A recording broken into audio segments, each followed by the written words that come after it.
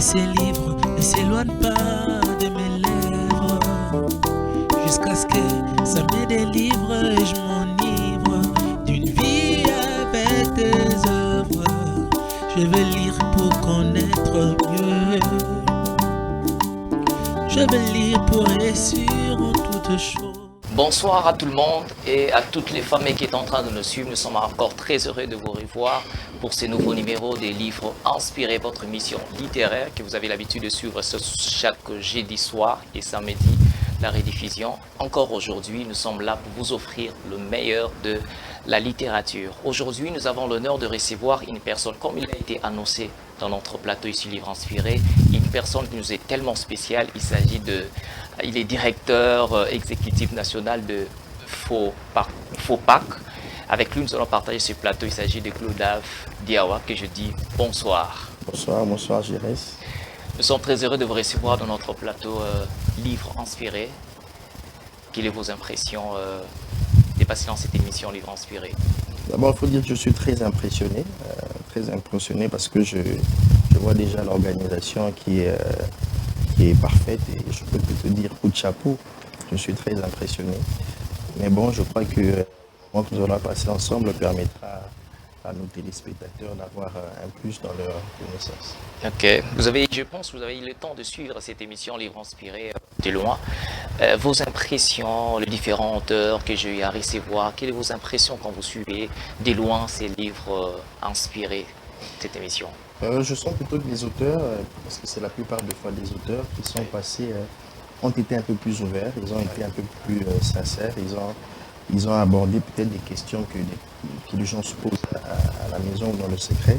Je crois que ça a permis à ce que certains expriment réellement ce qui a motivé, ce qui a été leur motivation principale dans la rédaction de leur ouvrage ou sur des thématiques diverses. D'accord, il y a nos téléspectateurs qui doivent se familiariser avec vous. Ok, moi je voudrais seulement juste vous demander juste une courte présentation de qui vous êtes, une brève présentation de qui vous êtes afin que nos téléspectateurs s'habituent un peu à vous, à qui est réellement Glodave Diawa. Je dirais en 2-3 mots, je suis Glodave Diawa, comme vous l'avez si bien dit, je suis le directeur exécutif national d'un fonds qui vise à promouvoir l'entrepreneuriat, ou si vous voulez, l'entrepreneuriat agricole. Et je suis aussi entrepreneur moi-même. Donc voilà ce que je peux dire en 2-3 mots sur ma personne, ma modeste personne. Ok, on va commencer comme d'habitude. Nous allons balancer cette citation qui nous vient d'Aristote. On va nous balancer cette citation ici. Aristote est en train de dire: nous sommes ce que nous faisons en répétition. L'excellence n'est donc pas une action, mais une habitude. Votre commentaire par rapport à cette citation d'Aristote? Je pense que si on veut exceller, on doit être persévérant. Ouais. J'aimerais aller dans cet angle-là. Pourquoi? Parce que ce n'est pas une seule action qui définit les résultats de ce que nous sommes ou ce que nous serons demain. Et l'habitude, c'est un ensemble d'actions qui sont faites de manière continue. Si nous voulons exceller, nous voulons réussir, nous devons savoir qu'il y a des actions qui vont réussir, d'autres qui ne vont pas réussir. C'est tout là qui forme l'excellence. Ok, c'est tout là qui forme l'excellence. Mais en essayant seulement, revenons un peu dans ce qui est littérature. Vous avez dans votre présentation, vous êtes un lecteur aussi, vous êtes habitué à la lecture, amoureux de la lecture. Mais quel est le livre qui vous a tant inspiré dans la vie? Un bon chrétien, je dirais, c'est la Bible. Okay. Tout naturellement, c'est la Bible, un bon chrétien, parce que je ne trouve pas un livre qui produit la vie, qui communique une connaissance particulière au-delà de celle-là. Mais en dehors, mettons, de la Bible, quel est autre livre que vous avez lu, qui vous a tant inspiré, en dehors de la Bible? Il y en a plusieurs, mais si je dois citer un, je peux prendre les livres d'Éric Warren, Une vie motivée par l'essentiel. C'est un ouvrage qui m'a beaucoup inspiré et qui m'a permis de me focaliser sur ce qui était essentiel, de tirer surtout de principes clés qui font à ce que quelqu'un saisisse la pertinence de sa destinée sur cette terre. Ok, mais pourquoi, quand vous avez le temps de lire ces livres, autres livres, pour vous, selon vous, pourquoi est-il bon de lire? Je pense que la lecture donne à l'homme, naturellement, un champ un peu plus large. Je dirais la lecture est comme est pour l'esprit, c'est que la nourriture est pour le corps physique. Quelqu'un qui lit beaucoup, c'est quelqu'un qui a une source d'inspiration plus large parce qu'il a une connaissance qui est approfondie. Et quelqu'un qui n'apprend pas, qui ne lit pas, a un champ qui est un peu plus réduit. Donc j'estime que la lecture a un rôle très important parce qu'il élargit votre champ, il nourrit votre esprit et vous donne une inspiration un peu plus grande. Un peu plus grande, un peu plus grande. Aujourd'hui, comme il a été annoncé, notre thème, le thème que nous allons partager aujourd'hui, c'est le cerveau d'un homme d'affaires, les cerveaux d'un homme d'affaires. On va commencer avec ce que le docteur Silas qui a écrit ces livres, comme sont dans un moment littéraire. Nous allons puiser aussi certaines choses dans le livre. Le docteur Silas, il essaie de écrire ceci. Nous vivons une ère particulière. Le monde est de plus en plus un univers d'affaires. Le business caractérise tout aujourd'hui, ou presque. Ne pas avoir la culture des affaires est un suicide pour une nation. Les multinationales sont devenues des acteurs majeurs dans les relations internationales. Mais il part plus loin en disant « La planète est plus perçue comme un espace économique que militaire ». Il souligne en disant encore « Les puissants sont d'abord économiques d'aujourd'hui ». Partagez-vous cette pensée? Non, mais je crois que je partage parfaitement cette pensée, dans la mesure où aujourd'hui nous savons que les décisions politiques, les décisions militaires sont influencées par ceux qui ont le pouvoir économique. Et ça ne fait l'objet d'aucun doute. Et vous allez constater que la plupart des guerres dans le monde, les grands conflits dans le monde sont, je dirais, sans accusés, sont soutenus par des multinationales. Et donc je pense qu'aujourd'hui, même dans les grandes nations, dans les nations qui sont très avancées sur le plan, entre guillemets, démocratique, ce sont ceux qui ont le pouvoir économique, très souvent, qui sont dans l'ombre de foi, mais qui dictent les grandes décisions qui touchent la nation. Je partage parfaitement cette opinion. Il y a un constat qui est très remarquable aujourd'hui d'un déficit d'intelligence économique et une absence de la culture des affaires. Est-ce que cela est dit que nous avons été éduqués à consommer qu'à produire? Moins épargner, moins investir. Oui, je pense dans une certaine mesure. J'aimerais déjà mentionner quelque chose de très important. Pour un entrepreneur, il y a trois choses qui façonnent, à mon humble avis, un entrepreneur, c'est l'éducation qu'il a reçue. Dans l'éducation, je vois l'ensemble de toutes ces choses qui contribuent à augmenter sa connaissance. Il y a l'exposition à l'entrepreneuriat et il y a aussi l'expérience professionnelle. Donc l'éducation est le premier facteur qui influence quelqu'un dans l'entrepreneuriat. Ça veut dire s'il a grandi dans un milieu où on valorise l'éducation sur l'entrepreneuriat, il aura cette culture-là. Malheureusement, pour l'instant, nous n'avons pas cette inspiration, nous n'avons pas encore intégré cet aspect de choses. J'aimerais quand même mentionner, sans être politique, qu'il y a un effort qui est fait et dans le programme du gouvernement qui touche l'entrepreneuriat, il est prévu d'insérer dans le programme scolaire un cours sur l'entrepreneuriat qui sera aussi un élément incitateur pour que les enfants dès les bas âges puissent avoir une orientation vers l'entrepreneuriat. C'est vraiment important parce que même nous voyons dans les autres nations anglo-saxons, dès les bas âges déjà, on inculque déjà la culture des affaires à leurs enfants. Mais vous êtes agripreneurial, vous êtes dans l'agripreneurial. Il a été démontré que les domaines agricoles est un peu négligé. Excusez-moi le terme que j'utilise, est un peu négligé en RDC. Alors que c'est le secteur sur lequel on doit plus se focaliser pour relancer le développement. Car la Chine est aujourd'hui grâce à l'agriculture. Et tant que vous êtes dans ces secteurs, partagez-vous cette pensée et cette analyse? J'aimerais pas utiliser le mot négligé pour dire que le secteur agricole est négligé. J'aimerais plutôt dire que les actions qui sont menées en faveur du secteur agricole sont suffisantes. Il y a une volonté qui a été exprimée, mais à chaque fois, nous sommes dans les discours, la revanche du sol sur le sous-sol, mais les actions concrètes sont encore insuffisantes jusque-là. Le Congo, la RDC, est signataire de l'accord du NEPAD qui prévoyait déjà à l'époque que nous puissions allouer 10% du budget à l'agriculture, ce qui n'est pas le cas. D'ailleurs, chaque année, nous revenons sur la même question. Les investissements agricoles vont plus dans le fonctionnement que dans les investissements. Le fonds qui sont alloués, il y a plusieurs programmes qui sont développés aussi avec le bailleur de fonds. Les résultats restent mitigés. Donc, je dirais que ce n'est pas négligé. Le secteur agricole, c'est quand même un mot assez fort. Ok. Je préférerais plutôt dire que les actions qui sont menées ne sont pas suffisantes. On devrait mettre l'agriculture au centre. Parce que lorsque le développement agricole est réel, ça a un effet d'entraînement sur plusieurs secteurs. Lorsque dans une région, l'agriculture est développée, la population devient sédentaire, elle n'a pas besoin d'être nomade et d'aller vers les grands centres. Et comme il y a une forte population qui est là, il y a des centres de santé qui doivent être construits, il y a des écoles qui seront construites.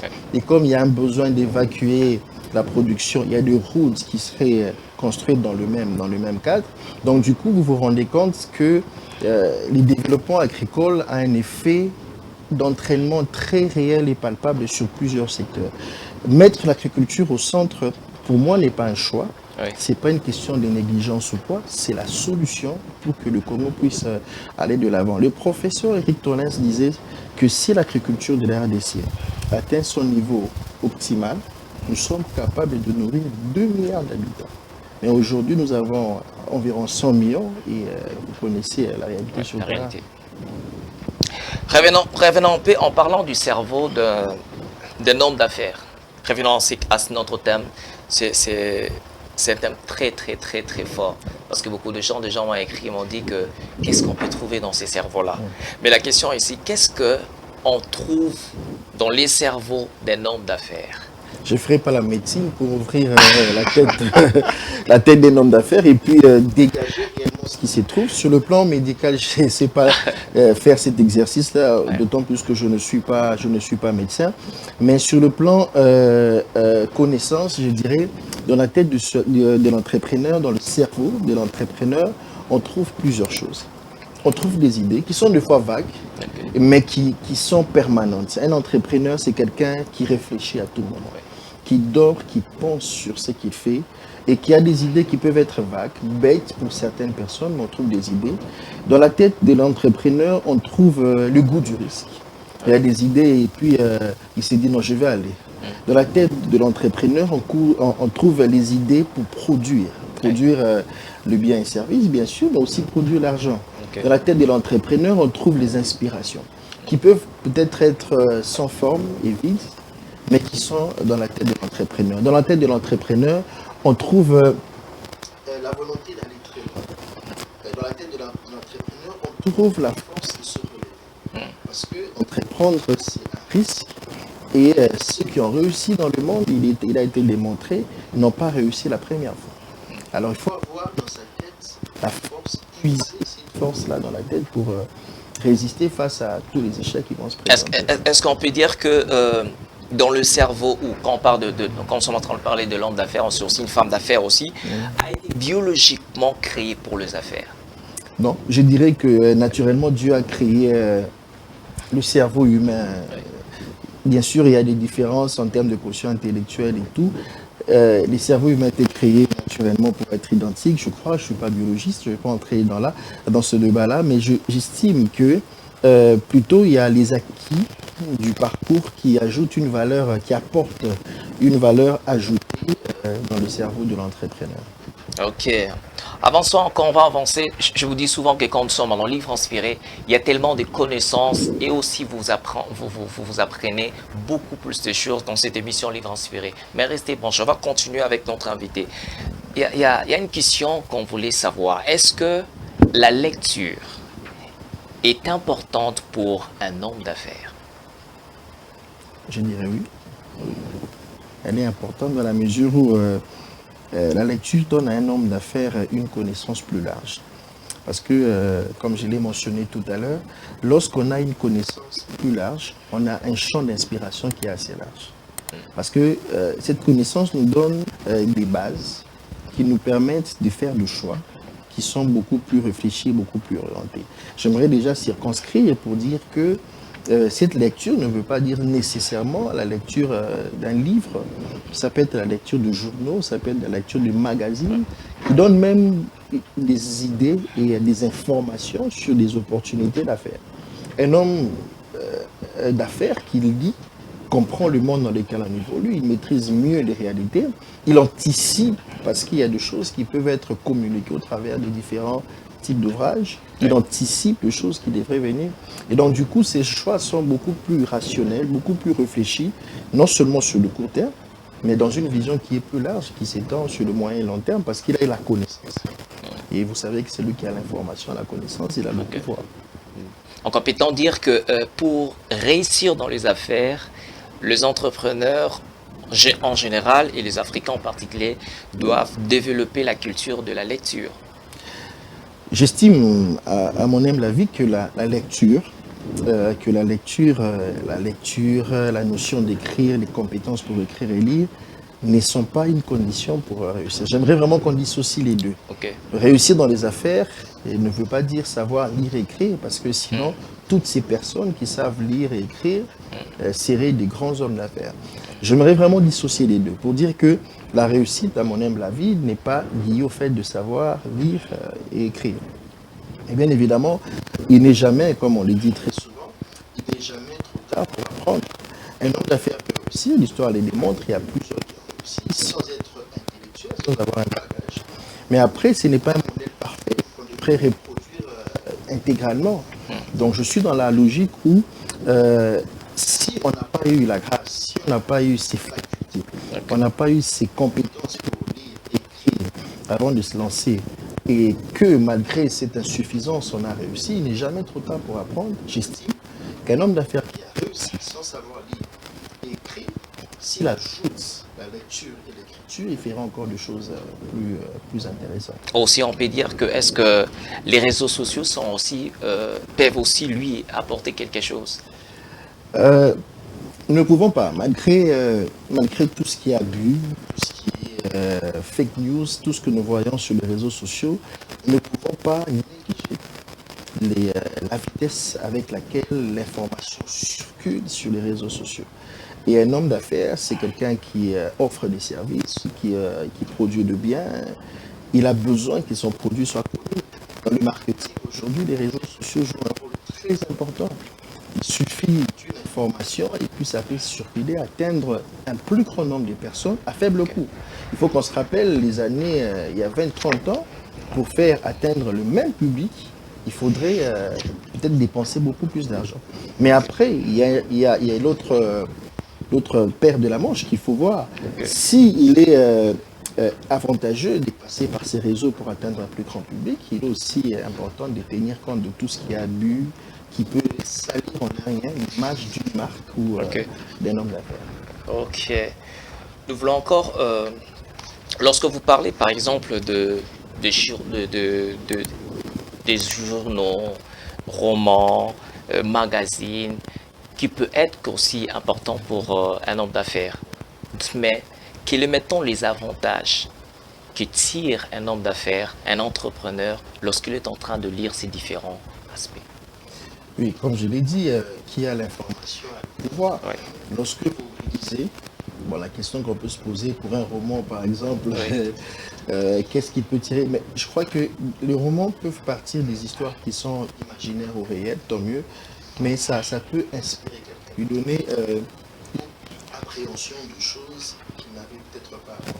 Et puis, je ne vais pas catégoriser toutes les formes d'ouvrages qui existent. Okay.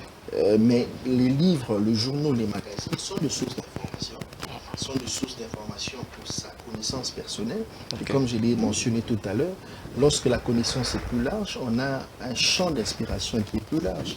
Mais après, les magazines et les journaux sont aussi des canaux par lesquels il peut saisir des opportunités, avoir des informations sur les opportunités d'affaires, sur le climat des affaires, sur la réalité du marché. S'il ne prend pas le temps de lire, il va peut-être pas anticiper certaines actions et faire des choix qui s'inscrivent sur le long terme. Est-ce qu'on dirait que la culture de la lecture fait partie du profil d'un homme d'affaires? Peut-être qu'il n'a pas les atouts, hein, c'est possible. Je ne peux pas trop rattacher la lecture pour en faire une condition sine qua non. Mais il peut manquer des atouts pour lui. Je pense que c'est peut-être la lecture. Il y a une valeur ajoutée. Donc c'est quelque chose qui devrait être lié à l'homme. Il y a par exemple des biographies aujourd'hui. En lisant des biographies d'autres personnes, vous comprenez les erreurs que ces personnes ont commises, que vous ne devriez pas commettre. Ça vous évite de tomber dans les mêmes erreurs, étant donné que les mêmes causes produisent les mêmes effets. Oui. Donc vous voyez, ça a une valeur ajoutée énorme,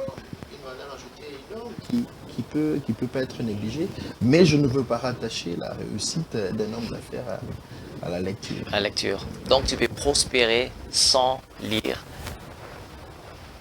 Je peux dire tu peux prospérer sans lire, oui. Parce qu'il y a des exemples réels. Mais tu ferais mieux que ce que tu fais aujourd'hui si tu ajoutes à ce que tu fais la lecture. La lecture. Nous sommes en train déjà d'avancer et même plus de finir dans notre mission Livre Inspiré qui est tellement riche sur le... Mais avant que nous puissions finir, que direz-vous à un homme d'affaires qui est en train de nous suivre en ces moments ici? Peut-être est en train de trouver, de rencontrer des difficultés.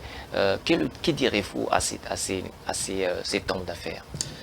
J'aimerais rester dans le contexte congolais pour faire une catégorisation qui est personnelle. Parce qu'avant de conseiller les hommes d'affaires, j'aime que chacun se situe. Se situe, ok. Ça, c'est une réflexion personnelle. Dans le contexte congolais, moi, j'imagine 4 catégories d'hommes d'affaires. Il y a les hommes d'affaires que j'appelle, je considère, quelle que soit la taille, ceux qui sont des personnalités avec une taille assez importante, et les personnes qui commencent au début. Je les mets tous ensemble pour dire qu'il y a 4 catégories que moi j'imagine. La première, c'est ce que j'appelle les cas sociaux. Ça veut dire des personnes que nous rencontrons souvent en famille, surtout les tantes qui viennent vous dire voilà, les enfants, ça ne marche pas, j'ai besoin d'un peu d'argent pour commencer une affaire. Donc là, elle se lance pas parce qu'elle est motivée, elle est passionnée, mais elle se lance simplement parce qu'elle a un besoin social. Ça, c'est une première catégorie. La deuxième catégorie, c'est ce que j'appelle la catégorie des influenciers. Ce sont ces personnes qui peut-être suivent l'émission d'aujourd'hui, qui vont suivre l'émission d'aujourd'hui, ou ces personnes qui ont suivi une formation, ou ont lu un livre, paf, ils se sont dit, bon, je suis un fiancé, je veux me lancer. Sans connaître les tenants, les aboutissants, ils se lancent. Et puis à un moment donné, tout le monde parle de l'entrepreneuriat, de jeunes, bon voilà, je me lance. La troisième catégorie, c'est ce que j'appelle les investisseurs. Les investisseurs sont ces personnes-là qui sont toujours autour de nous, qui travaillent quelque part. Et puis finalement, ils se rendent compte que j'ai 5 000 $. Moi, ça m'arrive très souvent. Il vous dit, j'ai 5 000 $, est-ce que tu peux me rapporter un projet? Est-ce que je peux avoir une idée sur ce que je peux faire avec? La personne, au fait, n'entreprend pas par passion, mais parce qu'il a épargné, il se retrouve avec quelque chose. Cette catégorie-là que j'appelle les investisseurs. Et puis, ils sont très exigeants, après, ils aiment les résultats. Mais la catégorie, c'est la quatrième des entrepreneurs, proprement dit. Et c'est cette catégorie-là à laquelle je m'adresse. Pourquoi j'ai catégorisé? Parce que ces personnes-là, les entrepreneurs, sont des personnes passionnées. Ça va au-delà de ce qu'ils aiment ou de ce qu'ils n'aiment pas. Ça va au-delà du gain qu'ils veulent avoir de l'entrepreneuriat, mais ce sont des personnes passionnées. Ces hommes d'affaires qui savent qu'aujourd'hui, si ça échoue, demain, ça pourrait réussir. Et c'est les messages que je vais lancer. Je ne m'intéresse pas aux cas sociaux, parce que les cas sociaux ne sont dans les affaires que pour le besoin social. Les influencés, peut-être ne savent pas ce qu'ils font, ils sont généralement conduits par une vague ou un vent. Les investisseurs sont ceux qui ne veulent pas prendre des risques, ils veulent seulement que leur argent produise quelque chose. Mais je reste sur la quatrième catégorie. Celle-là, c'est celle des personnes qui sont passionnées. Alors à cette catégorie, je m'adresse pour dire continuez. Le contexte mondial n'est pas favorable aujourd'hui. Le contexte national ne l'est pas aussi, parce que vous savez qu'avec la Covid, les effets de la guerre en Ukraine, mais il faut persévérer. Parce que ceux qui ont réussi, et j'insiste, et je l'ai dit tout à l'heure, sont des personnes qui ont échoué plusieurs fois. Et j'en suis un témoin parce que je suis passé par plusieurs échecs. Il y a des moments où tu te dis, est-ce que je n'avais pas commis une erreur? Est-ce que je ne devrais pas faire autre chose? Mais si vous êtes dans ce cas, je vous encourage à continuer. Pour ceux qui réussissent, continuez, soutenez ceux qui sont dans les moments les plus difficiles. Surtout, ce n'est pas toujours un soutien financier. Je crois que si on se met ensemble avec des partages d'expérience, on peut épargner à plusieurs entrepreneurs des erreurs qui ont été commises par ceux qui les ont précédés. Waouh! Oh, c'est très merveilleux. Mais il y a une question que je voulais vous poser. En lisant ces livres ici, Agir, de Thiami, il est en train de parler de salariés. Vous voyez? Et comment ils peuvent faire pour se relancer aussi dans l'entrepreneuriat. Mais il dit ceci: si vous attendez avec impatience le prochain virement de votre de votre employeur pour couvrir vos dépenses actuelles, c'est qu'il y a un déséquilibre et il y a un problème. Il dit, il vous faudra revoir en priorité vos dépenses pour qu'elles soient inférieures à ce que vous gagnez et faire en sorte que la différence soit la plus importante pour pouvoir investir. Aujourd'hui, par exemple, il y a plus de salariés. Quand vous parlez, par exemple, sur la troisième, peut-être j'ai gardé l'argent, je vais maintenant me lancer. Que faire, c'est lui. Bon, je ne parle pas d'entrepreneurs, déjà que vous avez parlé de quatrième. Mais que faire de personnes qui ont, par exemple, suffisamment d'épargne? Ils doivent se lancer maintenant dans quand vous avez dit que quelqu'un vous pose une question, comment faire? Est-ce qu'en posant de telles questions, ils réussissent aussi à ce qu'ils feront? Déjà, j'aimerais mentionner une chose importante parce que vous avez souligné un mot qui a attiré mon attention, l'épargne. Aujourd'hui, les salariés doivent comprendre que l'épargne, contrairement à ce que nous pensons habituellement, nous disons que l'épargne, c'est ce qui reste après avoir tout dépensé. L'épargne est un choix. Ouais. L'épargne est un choix, il faut avoir un plan d'épargne. Quand on est salarié, c'est un choix. On s'impose de contraintes pour dire, je veux épargner autant pour que je réalise tel projet. Alors là, c'est ça quelque chose d'important que j'aimerais mentionner. Mais après, la question c'est de savoir, est-ce que les personnes que j'ai placées dans la troisième catégorie, celle des investisseurs, des personnes qui épargnent et puis qui disent, bon, je cherche un projet, est-ce qu'ils réussissent? Oui. Mais il y a un problème avec cette catégorie-là. Le souci, c'est de voir cette catégorie quitter la dimension des simples investisseurs, détenteurs de capital, pour en faire des vrais entrepreneurs. Parce qu'il y a le côté risque. Très souvent, ces personnes-là qui travaillent et qui épargnent à côté quelque chose sont exigeants. Il suffit d'une échec, c'est votre condition que partout. Alors que l'entrepreneur sait que je peux me lancer et échouer. Ce que moi je conseille à ces gens pour minimiser le risque, c'est d'essayer de travailler ensemble. Et malheureusement, cette culture, nous ne l'avons pas. De créer des associations ou bien des entreprises, j'allais dire, qui est constituée de plusieurs actionnaires, des personnes qui partagent le risque et de travailler sur le projet. Parce que vous allez constater que la gestion de l'entreprise, lorsqu'elle est unipersonnelle, lorsqu'elle se fait par procuration, très souvent elle ne produit pas de résultats. Okay. Parce que vous vous contentez des rapports que vous avez quand vous êtes là, et très souvent, elle ne produit pas des résultats. Et pour éviter de tomber dans cette approche où vous avez fait un investissement unipersonnel, mais vous n'êtes pas présent parce que vous avez aussi des obligations chez votre employeur, j'encourage à ce qu'ils se mettent ensemble. Est-ce qu'ils réussissent? Oui. Est-ce qu'ils échouent? Oui. D'ailleurs, beaucoup plus parce qu'ils ne sont pas présents. Et j'encourage à se mettre ensemble pour former des entreprises qui sont constituées de plusieurs actionnaires pour que le contrôle soit meilleur et puis une gestion plus rationnelle. Donc moi, si je dois conclure par rapport à cette question, je souhaite que ceux qui sont dans ma troisième catégorie, la catégorie des investisseurs, de ce jeune banquier qui a épargné 2000 $, il doit faire avec, doivent basculer vers la quatrième pour être des vrais entrepreneurs, des gens qui prennent le risque, qui les minimisent, qui travaillent ensemble et qui essaient de s'organiser avec plus de rigueur. Avec plus de rigueur, nous sommes en train de finir au livre inspiré. Moi, je vous donne rendez-vous la semaine prochaine. Cette émission, vous pouvez les trouver aussi sur notre chaîne YouTube, Livre Inspiré. Et nous sommes déjà en train de finir. Papa Diao, avant de finir, votre mot de la fin, vous pouvez voir cette caméra donner un message de la fin à ces téléspectateurs qui nous ont suivis ce soir.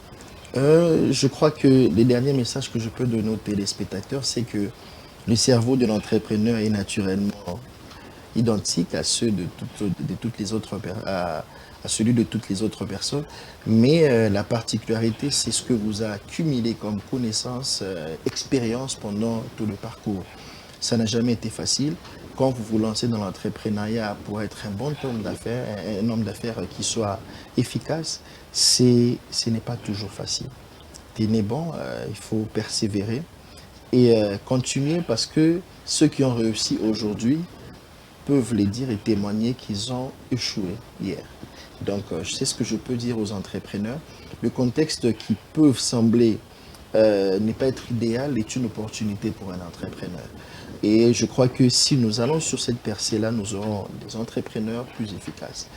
Ne soyez pas de ceux qui regardent très loin, de ceux qui le font simplement parce qu'ils veulent se lancer dans une aventure, ça arrive, mais soyez de ceux qui sont passionnés par l'entrepreneuriat. Ceux qui sont passionnés par l'entrepreneuriat. Donc, moi, je vous donne rendez-vous la semaine prochaine pour un autre numéro de Livres Inspirés. Suivez-nous sur notre chaîne YouTube Livres Inspirés et abonnez-vous même pour ne pas manquer les prochains numéros de Livres Inspirés. Restez bénis et à très bientôt.